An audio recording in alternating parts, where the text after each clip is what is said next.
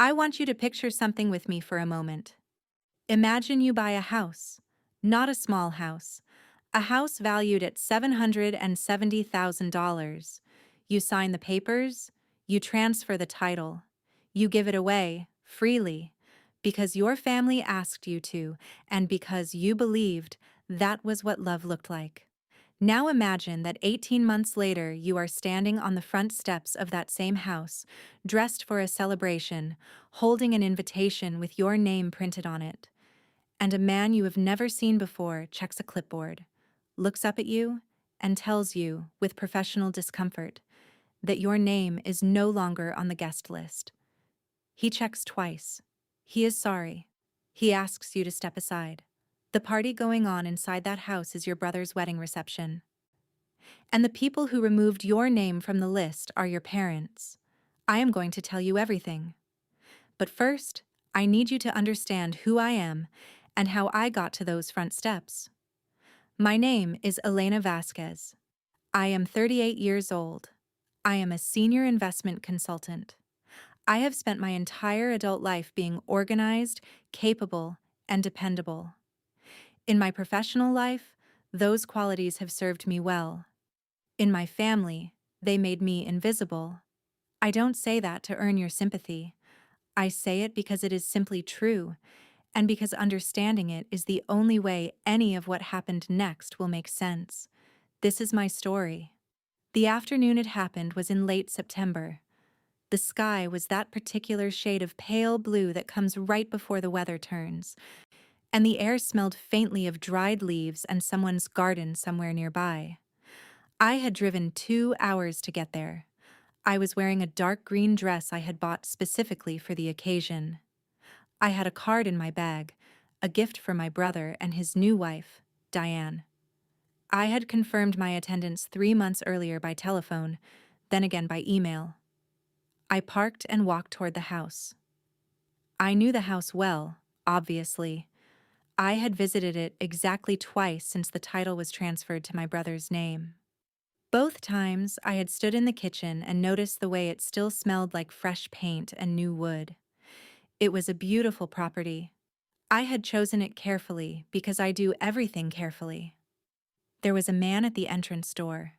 Young, formal, a small earpiece and a clipboard. He smiled when he saw me approaching. Name. Please? Elena Vasquez. He looked at the list. He ran his finger down once, looked up briefly, looked back down, ran his finger down again more slowly. I'm sorry, he said. I don't seem to have you here. I smiled. It's possible there's a mistake. I confirmed by email. My brother is Nathan Vasquez. He looked at the list one more time. His expression shifted slightly, the way people's expressions shift when they understand they are about to deliver news that is not their fault, but will land on them anyway. I do have a note here, he said quietly. I'm sorry, Ms. Vasquez. Your name was removed from the list. I'm very sorry. I stood there for a moment. A couple walked past me through the door, warmly greeted, names ticked off without hesitation. I heard music from inside. I heard laughter. I said, "Thank you," to the man with the clipboard. I stepped back from the door. I walked to my car. I sat down. I placed my hands on the steering wheel. I looked through the windshield at nothing. I didn't cry. I didn't feel the sharp, hot thing I expected to feel. What I felt was something quieter and more total. The feeling of a truth you have been half aware of for a very long time suddenly becoming completely clear. I wasn't thinking about the house in that moment. I wasn't calculating what I had given or adding up what I had lost. I was thinking about one thing only. My parents had known. They had arranged the guest list. They had seen my name on it, and they had taken it off. I sat in that car for a long time. And then I took out my phone and I called Ruth. To understand why any of this was possible, you need to understand my family. Not the version of my family that existed at church on Sunday mornings, or at neighborhood gatherings, or in the careful stories my parents told about themselves. the version that existed inside the house when the door was closed. My parents, Joseph and Margaret Vasquez, came to this country with very little and built something real through hard work, sacrifice, and discipline. I respect that. I have always respected it. They are people of genuine values, genuinely held. They believed in family above everything. They believed in loyalty, in sacrifice, in giving to each other without measuring. The problem, as I came to understand it slowly over many years, was that the giving in our family only moved in certain directions. I am the elder child by 5 years. My brother Nathan arrived when I was 5 years old, and I don't remember a time before the shift. He was the youngest. He was the boy. In our culture, and in my parents' particular way of seeing the world, those two facts carried enormous weight. Not spoken weight, not cruel weight.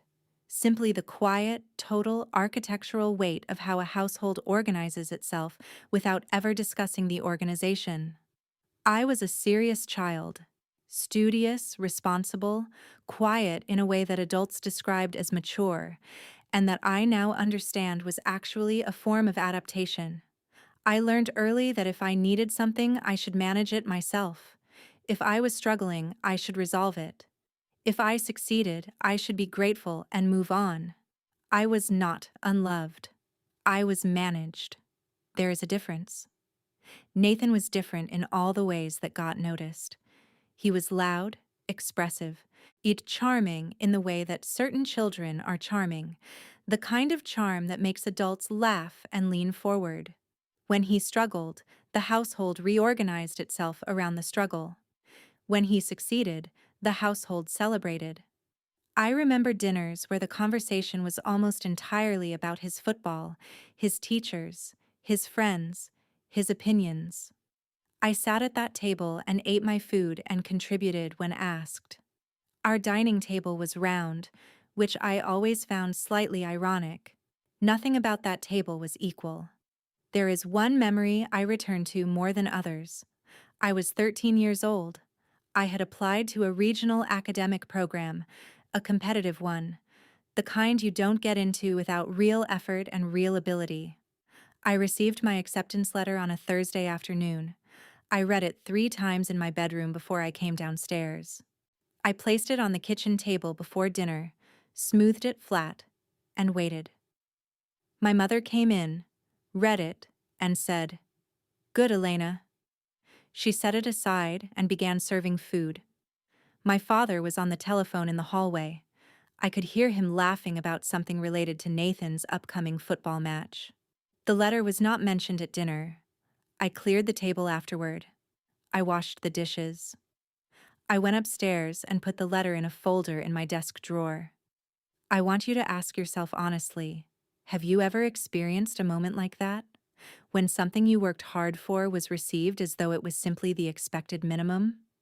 Tell me in the comments if any of this feels familiar, because I know I am not the only one who grew up in this kind of quiet. I did not grow up angry. I grew up careful.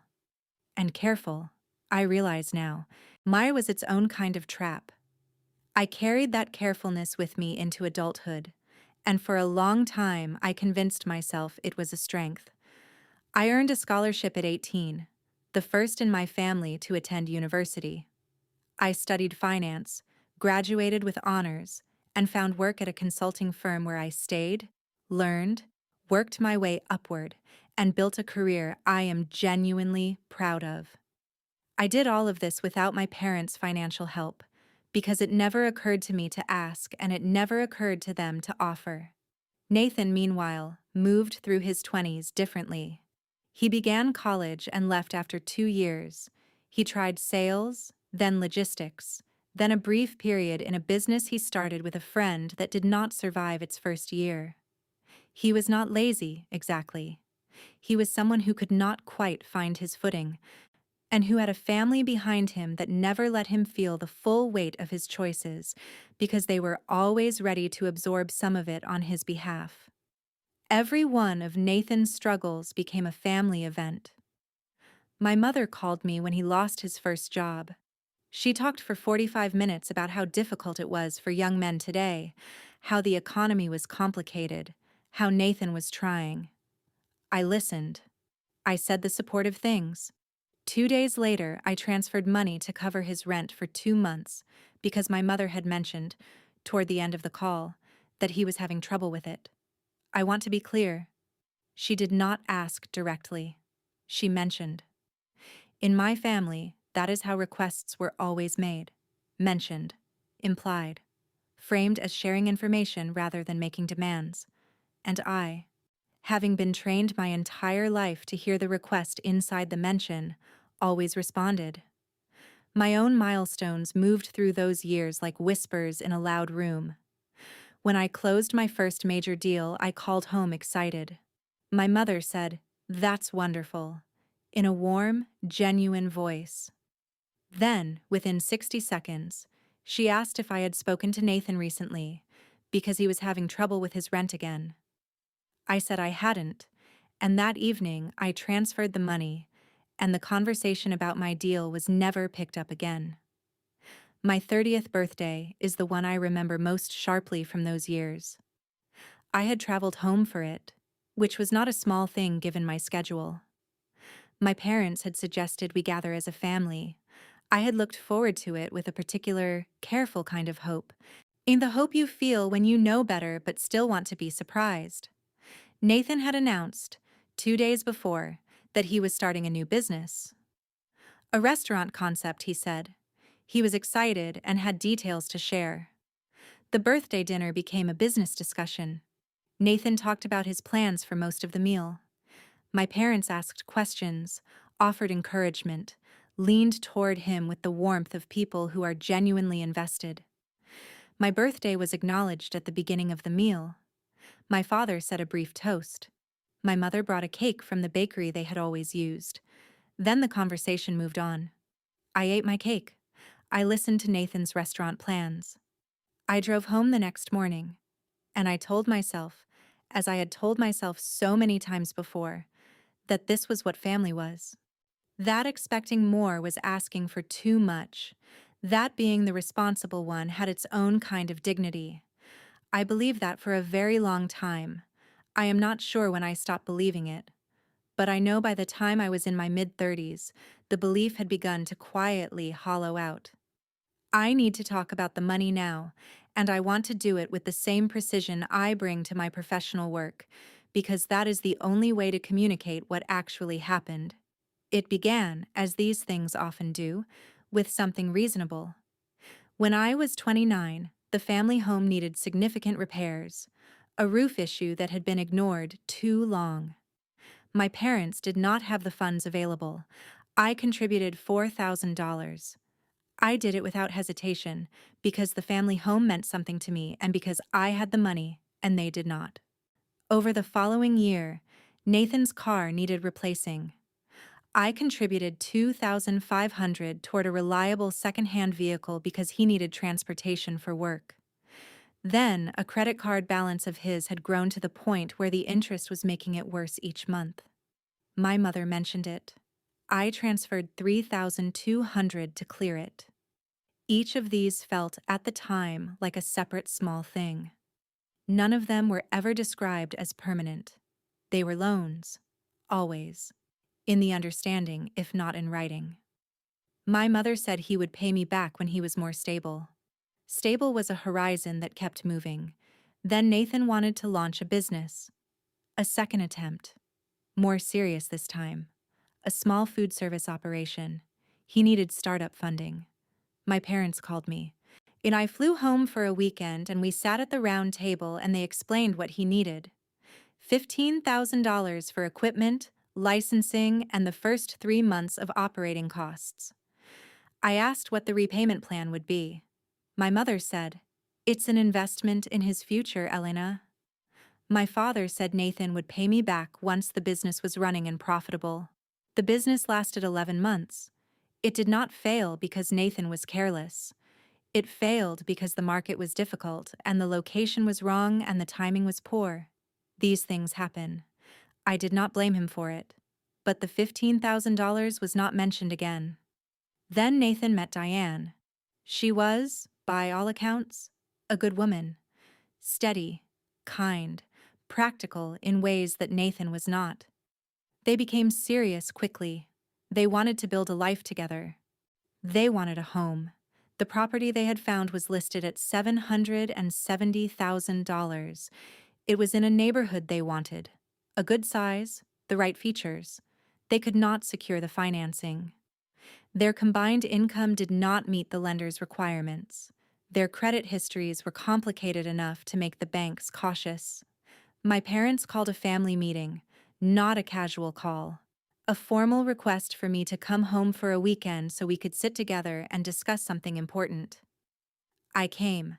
I sat at the round table, and they presented the situation. My father said Nathan was finally ready to settle. He said this was what the family had been working toward, watching Nathan find stability and build something lasting. He said Diane was good for him. He said what Nathan needed, what the family needed. Ear was for someone to help make this foundation possible. He looked at me when he said, "Someone." My mother said, "You're the one in the position to do this, Elena. You know that." I asked how the loan would be structured, what the repayment timeline would look like, what documentation we would use. My mother's expression shifted slightly. "It's family," she said. "We don't do paperwork between family." My father said Nathan would find a way to repay me when things were more settled. The same word. Settled. Still moving. I took 2 days to think about it. I ran the numbers. The transfer would not ruin me, but it would require me to delay certain plans of my own. The home I had been saving toward. The investment account I had been building. These things would wait. I purchased the property.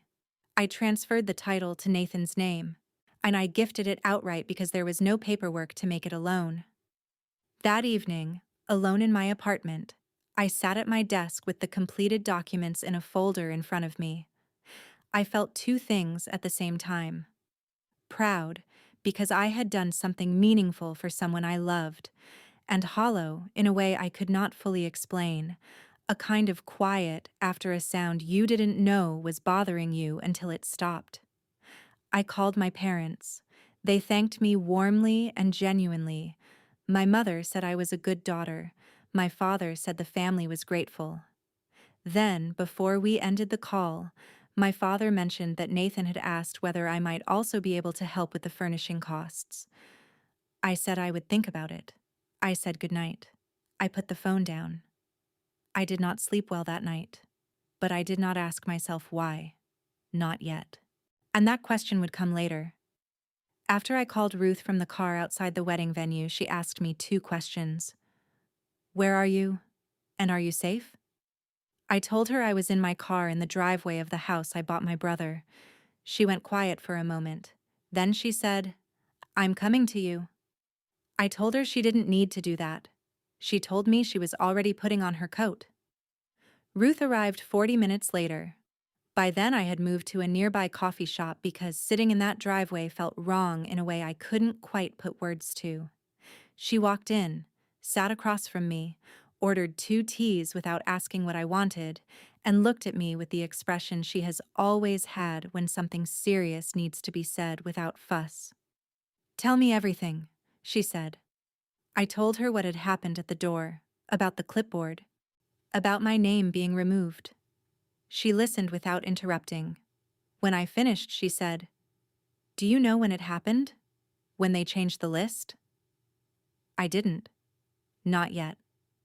What I learned over the next few hours came partly from Ruth's careful questions and partly from my cousin Priya, who had been inside the venue and had slipped out to find me after someone told her what had happened at the entrance. Priya was the family member I had always trusted most. She was direct in a way our family generally was not. She found us at the coffee shop. She sat down. She looked at me with something on her face that was part sorrow and part apology on behalf of people who would never apologize for themselves. "Your mother revised the list about 2 weeks before the wedding," she said. She spoke quietly. I heard her telling one of the aunts. She paused. She said you would make it about yourself. She said Nathan didn't need that energy on his wedding day. I looked at the surface of the table.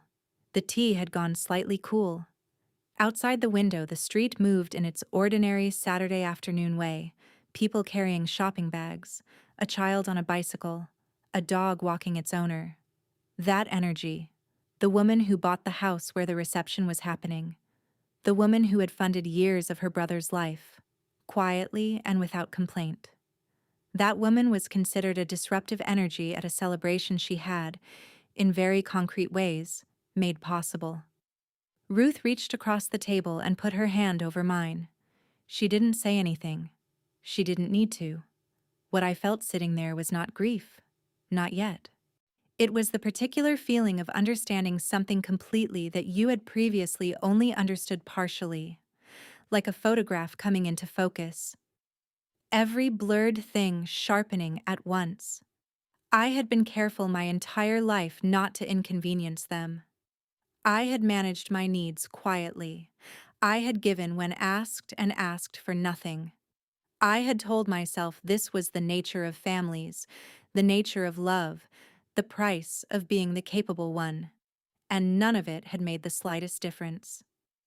That evening, I sat at Ruth's kitchen table, still dressed in the green dress I had bought for a wedding I did not attend.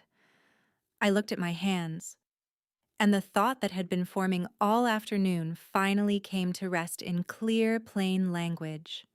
Something was going to be different now. I did not yet know exactly what, but something was going to be different. In the days following the wedding, I did what I have always done when the world feels disorganized. I opened my files. I pulled my bank records going back 9 years. I printed the transaction statements.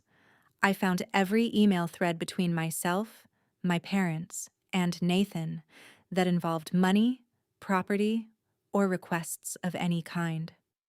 I read through sections of the personal journal I had kept inconsistently since my mid-20s, the kind of journal you write in when something is too large to hold only in your head. I created a document, not for anyone else, not as preparation for a confrontation, simply because I needed to see it clearly. I needed to stop carrying it as a feeling and look at it as fact. The facts were as follows. The property transfer, $770,000, gifted outright, no repayment structure, no documentation. Additional transfers over 9 years compiled from bank records, $112,400. This included Nathan's rent, the car, the credit card, the failed business, and several smaller amounts I had nearly forgotten. Not $1 had been returned. The total, combining the property and the additional transfers, came to $882,400. I sat with that number for a long time, not with rage. I want to be clear about that. What I felt was closer to a deep and quiet exhaustion, the exhaustion of a person who has finally counted the full weight of something they have been carrying for years without ever setting it down. Then I found the email. I was searching through an old archive folder when I came across a thread between Nathan and our parents, dated 3 months before the wedding. Nathan had been writing about the guest list, suggesting edits, naming people he did and did not want there. Toward the end of the email, he had written, "I think Elena will create tension. You know how she gets. I'd rather she not come." My mother had replied within the hour. 3 words. "I agree. We'll handle it." They had not told me. For 3 months, I had confirmed my attendance, arranged my travel, purchased a gift, and chosen a dress. And during all of that time, my family had already decided I would not be there. I read the thread twice. Then I closed my laptop and sat very still at my kitchen table. Outside, the late afternoon light was coming through the window at an angle, at the way it does in autumn, warm, but without warmth. The apartment was completely quiet. The clock on the kitchen wall ticked. The final decision did not arrive dramatically. It arrived the way certain important things arrive, quietly, with the feeling of something that has already been true for a while, finally being acknowledged. I would stop all financial support, completely and permanently. I would speak to a property attorney about whether any options existed regarding the gifted house, and I would speak the truth, in public, in front of people who had for far too long heard only one version of this family's story. Let me tell you about Ruth, because she deserves to be properly described. Ruth Okafor has been my closest friend for 12 years. We met at a professional development conference when we were both 26 and had the kind of immediate, effortless conversation that usually only happens in retrospect. She works as a family law paralegal. She is warm in the way that certain deeply practical people are warm, a warmth that is expressed not through softness, but through precision. She does not waste words. She does not flatter. She tells the truth with a care that makes the truth easier to receive. Over the years, Ruth had watched my family dynamic with the careful attention of someone who cares about you enough to notice what you would rather not examine. She had said things to me, gently and at the right moments, that I had filed away without acting on. Not because she was wrong, because I was not ready. When I showed her the email thread, she read it twice without speaking. Then she looked up at me. "You need to understand something clearly," she said. "This isn't a misunderstanding. This wasn't carelessness. This was a plan. They planned this, Elena. For 3 months." I nodded. I already knew. Hearing her say it made it real in a different way. We met over 2 evenings to think through what should come next. Ruth was careful not to push me toward anything.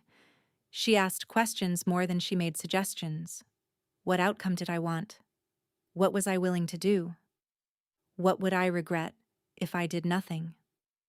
On the legal question of the property, she connected me with an attorney named Mr. Chen, who specialized in property and family law. He reviewed the documents and was direct with me. The gift had been completed legally. There was no loan agreement to enforce, no conditions attached to the transfer. Recovering the property purely on the basis of broken goodwill would be a long, expensive, and uncertain process. He outlined 2 or 3 avenues worth considering if I chose to pursue them. I listened carefully to everything he said. I thanked him. And then I told Ruth that legal action was not my first priority. Not yet. Possibly not ever. What I wanted first was something that could not be given to me by any attorney. My parents' anniversary was coming up in 6 weeks, a significant milestone, their 40th year together.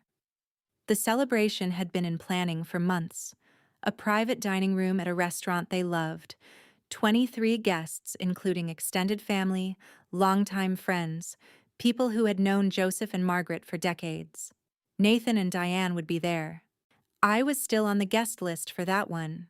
Ruth and I spent one of our evenings working through language, not a speech, not an accusation, just the clear and factual truth, expressed in the same calm tone I would use to present findings to a client. No shouting, no tears, if I could help it. No drama that could be dismissed as emotional instability. "You're not going there to destroy anything," Ruth said. "You're going there because you have never once, in your entire adult life, said any of this out loud. And you need to." I thought about it. "Are you doing this to hurt them?" she asked. I sat with the question for a moment. I wanted to answer honestly. "No," I said. "I'm doing it because I've been invisible in that family for 38 years, and I need to stop pretending I don't see it." Ruth nodded slowly. "Then go," she said, and be exactly who you are." I had not felt ready for anything in a very long time. Sitting across from Ruth that evening, with the notes I had made spread on the table between us, I felt something close to it. I arrived at the restaurant early. The private dining room was beautiful in the way that well-designed spaces are beautiful. Warm wood paneling, soft amber lighting, a long table set with care, fresh flowers in the center. The room smelled of candle wax and garlic, and something sweet from the kitchen. It was the kind of setting that encourages people to feel that everything is good, that life is abundant, that the people in the room are the kind of people who deserve evenings like this. I greeted everyone warmly and genuinely. Why? Because my feelings about the situation were not the same as my feelings about each individual in the room. My aunts, whom I loved, cousins I had grown up with, friends of my parents who had known me since childhood and always been kind to me. I hugged people. I asked about their lives. I ate my meal. For most of the evening, I was quiet. I watched my parents move through the room with the ease of people who are celebrated, people who have never had reason to question how they are perceived. My father laughed loudly and often. My mother touched people's arms when she spoke to them. They were in their element. Nathan and Diane were there. Nathan had barely looked at me since I arrived. Diane had hugged me at the door and held the hug for a moment longer than necessary. I noticed that. Toward the end of the main course, my father stood. And the room settled. He had a glass in his hand and the natural authority of a man who is comfortable speaking to a room. He spoke about 40 years of marriage. He spoke about what he and Margaret had built together. He spoke about the value of family, of sacrifice, of standing together through difficulty. He said that everything he had done had been for his children. He said he was proud of the family they had built. He raised his glass to Nathan and Diane. The room applauded. I set down my glass. I stood up. My father looked at me with slight surprise. My mother's expression shifted. The room turned toward me with the polite attention of people expecting a toast. I thanked my father for what he had said. I told him I had been thinking about family and sacrifice and standing together a great deal recently, and that since the people who mattered most to me were all in this room, I wanted to say something honestly. I hoped they would allow me a few minutes. The room was quietly attentive. I had their complete attention. I spoke without notes and without rush. I described the property. I gave the figure plainly, $770,000. I described the $112,000 in additional support over 9 years. I said these were not estimates. I said I had the bank records. I said there was no repayment agreement in writing because we were family, and families don't do paperwork. Then I described the email. I told the room that 3 months before Nathan's wedding, I had received an invitation with my name on it. I had confirmed my attendance. I had arranged my travel and my gift. And that during those same 3 months, my brother had written to my parents that he thought I would create tension, that he would rather I not come, and that my mother had replied, "I agree. We'll handle it." I said those words clearly and without raising my voice, not as an accusation, as a fact. I watched Nathan's face move through things, surprise, and then something that looked like the beginning of shame, and then the hardened expression that follows shame when a person is not ready to sit with it. Diane was completely still. She was looking at me with an expression I could not entirely read. My father was looking at the table. 2 of my aunts had tears on their faces. My father's oldest friend, a man named George who had known my family for 30 years, was looking at my father directly, waiting. The way people wait when they have been handed something they need to respond to but haven't yet found the words. I said I was not sharing this to cause pain. I said I had spent my entire adult life being the person this family depended on, while being the person this family could not quite see. I said I had given freely and without regret, but that freedom ended when the giving was paired with my name being removed from a guest list, without telling me, without asking me, without even the courtesy of an honest conversation. I said I was done with that arrangement. I thanked them for listening. I sat down. The room was silent in the specific way that rooms are silent when something true has just been said aloud for the first time in a space where it was supposed to remain unspoken. Not the silence of shock, exactly. In the silence of recognition. It lasted a long time. Nathan called me the following morning. I let it ring once before I answered, because I needed that one ring to settle myself. I picked up and said hello in my normal voice. He was angry, not quietly angry.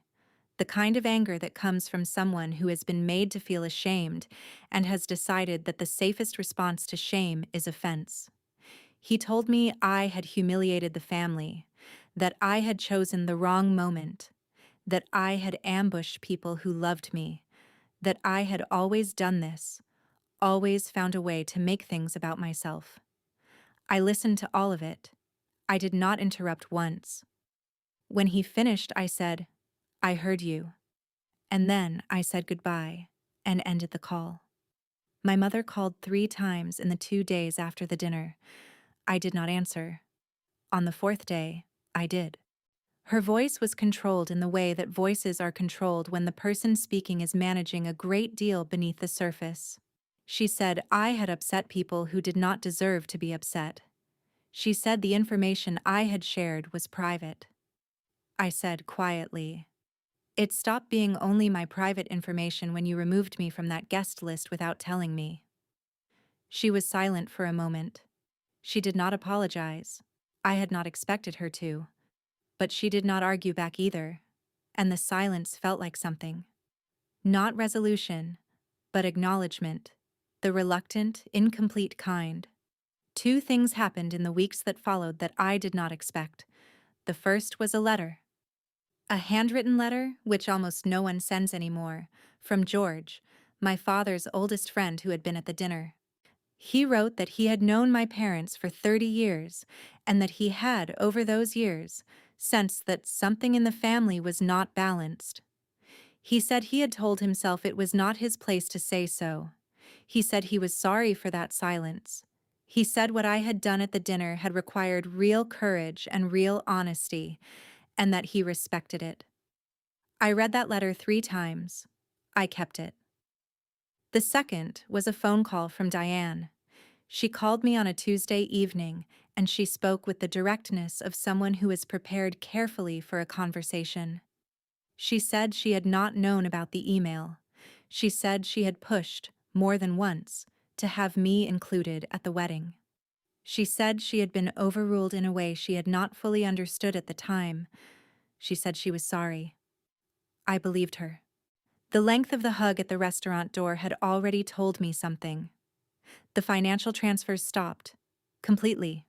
No new requests came, which I took as evidence that my parents understood, on some level, what making a request would now require them to acknowledge.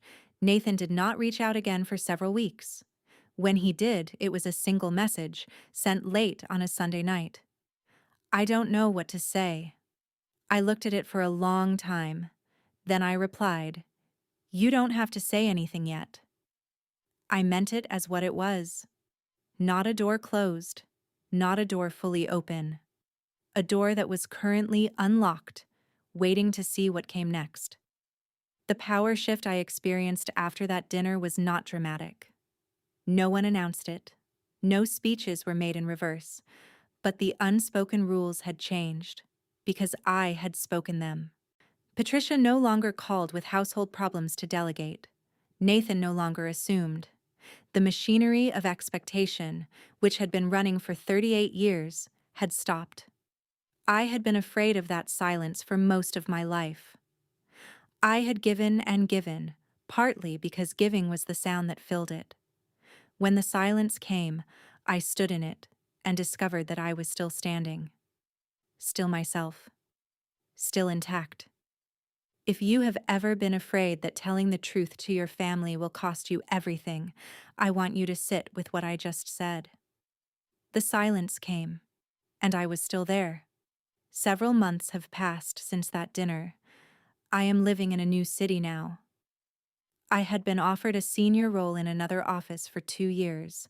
a promotion I had delayed because I had not wanted to be far from family. Each the reasons for that hesitation look different to me now. I accepted the position. I moved. I am building a life that is organized around what I need rather than what I can provide to others. I began seeing a therapist named Dr. Reyes. I want to be clear about why.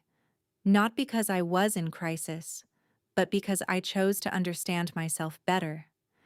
I wanted to examine the patterns I had grown up inside so that I could be conscious of them rather than unconsciously repeating them. She asked me something in our third session that I have thought about many times since. She asked, "What did you gain from being the reliable one?" I had always framed the question the other way. What had I lost? What had been taken? She was asking the opposite, and it unsettled me enough that I sat with it for 2 days before I had an answer. The answer was safety. If I was useful, I could not be entirely ignored. If I kept giving, I kept a place at the table, even if the place was not the one I deserved. I had been, without ever using these words, buying my belonging, mistaking transaction for love, mistaking need for connection. Understanding that changed something in me. I notice now how differently I move through my days without the background weight of waiting. I used to carry a particular kind of mental energy around my family, not actively, not loudly, but always humming beneath everything else. The waiting to be seen, the hoping this time might be different. That energy is quieter now. On most days, it is close to gone. I am more present in my own life. This sounds like a simple thing. It is not a simple thing. Presence. Yet when you have spent years organizing yourself around other people's needs, is a practice you have to learn from the beginning. I speak about my parents now with something that is not quite warmth and not quite distance. It is closer to clarity. Joseph and Margaret are not villains. They are people who made choices, consistently and over decades, choices that caused real harm that they have never fully examined. Whether they ever do is outside my control. I have accepted that. What is inside my control is every choice I make from this point forward. A few weeks ago, I was sitting at my desk on a Saturday morning in my new apartment.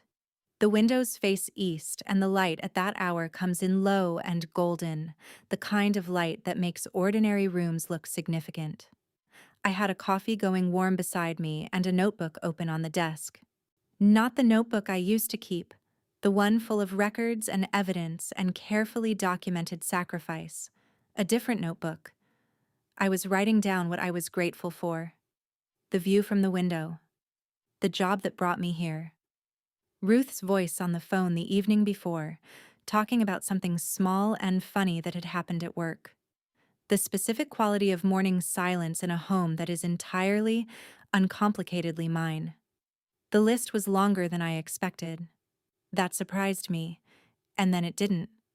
I think about what I would say, now, to the version of me who stood on those front steps with an invitation and a gift and a dark green dress.